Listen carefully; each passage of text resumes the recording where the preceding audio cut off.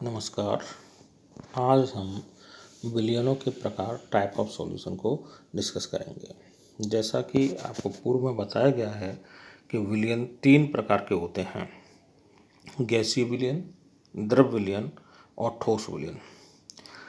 गैसीय विलयन वे विलयन हैं जिनमें समांगी मिश्रण की अवस्था गैस होती है। द्रव विलयन वे विलयन थे जिनमें समांगी मिश्रण की अवस्था द्रव होती है, और ठोस विलयन वे विलयन थे जिनमें समांगी मिश्रण की अवस्था ठोस होती है। आज हम गैसीय विलयनों और उनके संगठन को प्रदर्शित करने की विधा को पढ़ेंगे। अब हम गैसीय विलयनों को डिटेल में लेते हैं। जैसा कि आप जानते हो कि विभिन्न गैसों का मिश्रण समांगी मिश्रण प्राप्त होता है यदि वह अभिक्रिया करके कोई द्रव अथवा ठोस नहीं बना दें। जब अगर अभिक्रिया होती भी है और उत्पाद गैसीय ही है, तब भी समांगी मिश्रण ही हमें प्राप्त होगा। तो इन समांगी मिश्रण, गैसीय समांगी मिश्रण को हम गैसीय विलयन कहते हैं।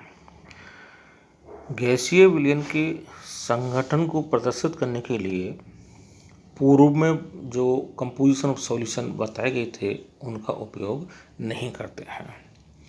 गैसीय विलयनों को संगठन को प्रदर्शित करने के लिए जो विभिन्न घटक गैसें हैं उनके आंशिक दाबों को प्रयुक्त करते हैं। आंशिक दाब के रूप में हम संगठन को प्रदर्शित करते हैं।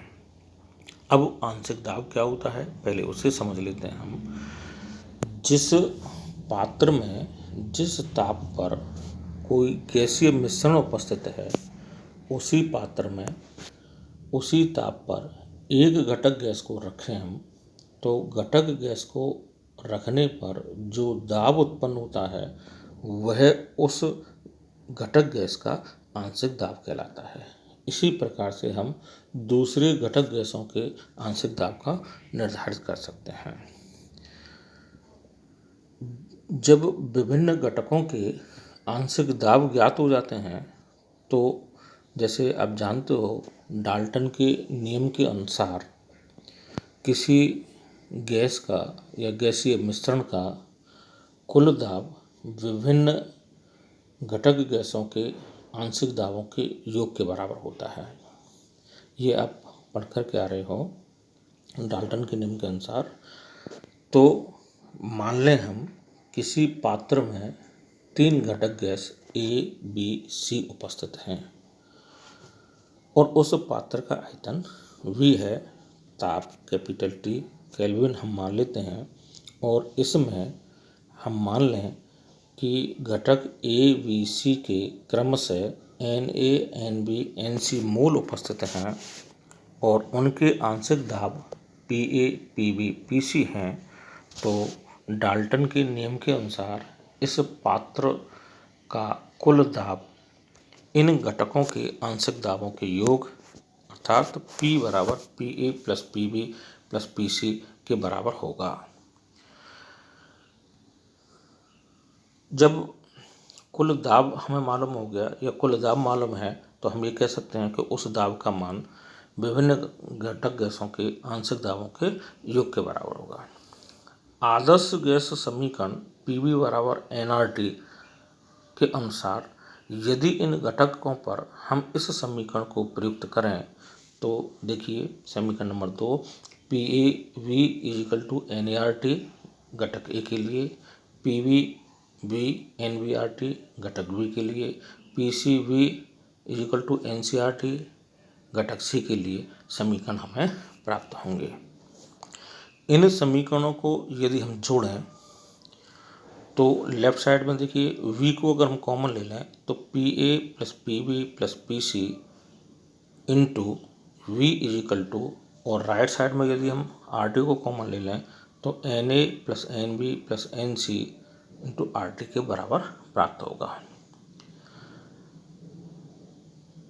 हमें अभी मालूम है कि घटकों का आंशिक दाबों का योग किसके कुल दाब के बराबर होता है। कुल दाब हमने कितना माना था P, तो Pa plus Pb plus Pc को हम P के द्वारा प्रतिस्थापित कर सकते हैं तो लेफ्ट साइड में हमें मिलेगा P V is equal to N A plus N B plus N C into R T.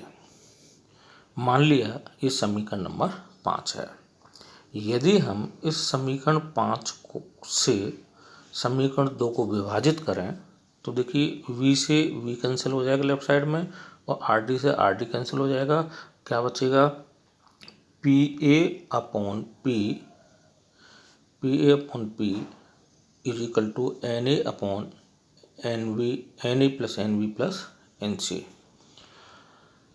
यदि हम लेफ्ट साइड के डिनोमिनेटर में उपस्थित p को राइट साइड में ले जाएं तो हमें क्या मिलेगा? देखिए कि p को हम यहाँ ले गए,